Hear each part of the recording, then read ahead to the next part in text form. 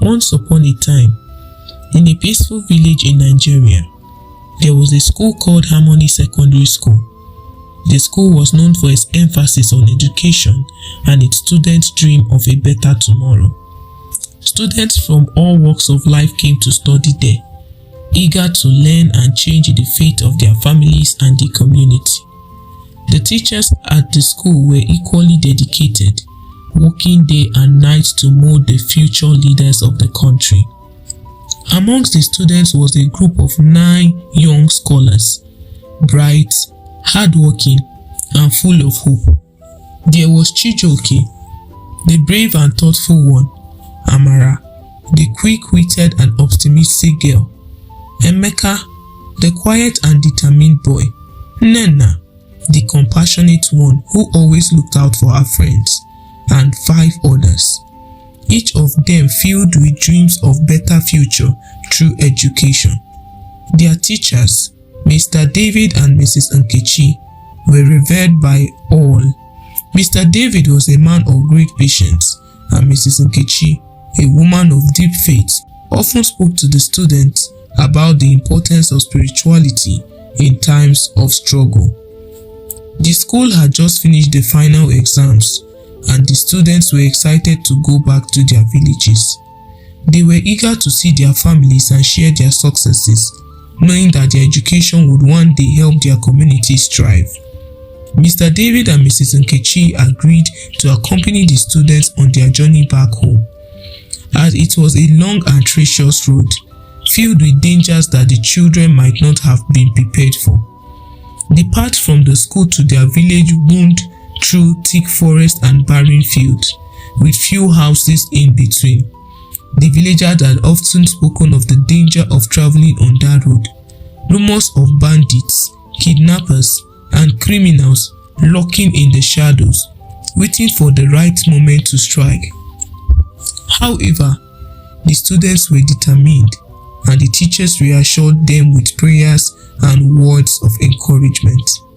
On the morning of their departure, the sky was clear and the sun shone brightly, offering a false sense of calm. The students, laughing and chatting, walked along the road with a sense of excitement. They shared stories of their exams, their dreams of the future, and their hopes for the country. They didn't know that this seemingly ordinary day would mark the beginning of a tragedy that would forever change their lives. As they walked deeper into the forest, they suddenly heard the raving of motorcycles in the distance. At first, they thought it was just travelers passing by, but the sound grew louder and closer. Before they could react, the group was surrounded by masked men on motorcycle, each holding a gun. The leader of the group, a tall man with a scar running down his cheek, ordered them to stop. His voice was cold and commanding. "Get off the road," the man shouted. "Everyone get down now." Fear swept through the students as they froze in terror. Mr. David stepped forward to protect the younger students, his hands raised in a calm gesture. "Please, we are just innocent travelers," he said, his voice steady. "Let us go and will not cause any trouble." But the leader sneered and waved his gun. "Your lives mean nothing to me. You will come with us, or you will never see the light of the day again." The students could feel their hearts pounding in their chest. Mrs. Nkechi, though frightened, quickly whispered a prayer under her breath. She knew the only way out of this situation was through God's grace. The group was forced into the bush. The sounds of the forest seemed eerily distant, swallowed by the noise of motorcycle and gunfire. The kidnappers tied the students' hands with rough rope, pushing them through thick underbush. There were sharp thorns under their skin. The students could see their teachers being dragged away, their eyes filled with fear, but also a sense of determination. "We will be okay," Mr. David muttered, trying to reassure them, though his voice betrayed his worry. The kidnappers took them to a clearing deep in the forest, where a camp has been set. There, They were forced to sit on cold ground, their backs against the tree trunk. The bandits gathered around them, speaking in low voices. The students could hear fragments of their conversation.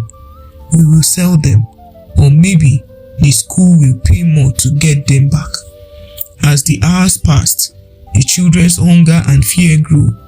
They had no idea where they were going or how far they had been taken from their village.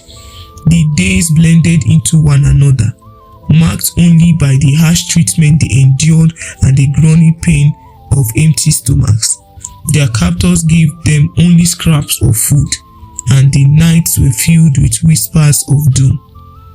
But despite the circumstances, Chijioke refused to let despair consume him.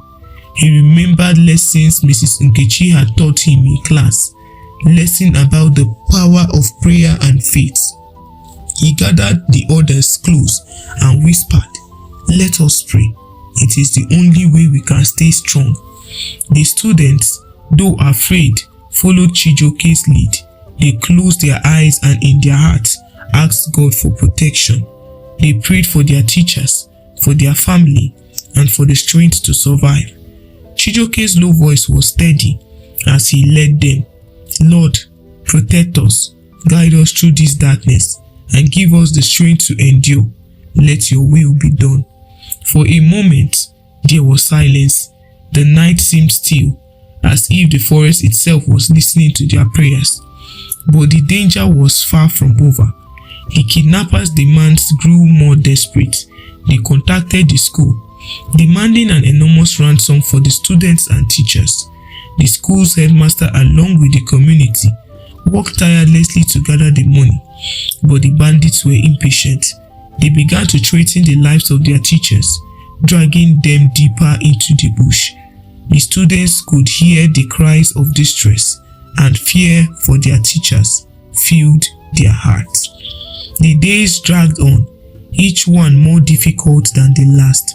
The students began to lose hope, their bodies weak from hunger and exhaustion. But Chijioke never stopped praying. He reminded others, as long as we believe, as long as we keep our faith, there is hope. And then, on the 6th day of captivity, when they had almost given up, something miraculous happened.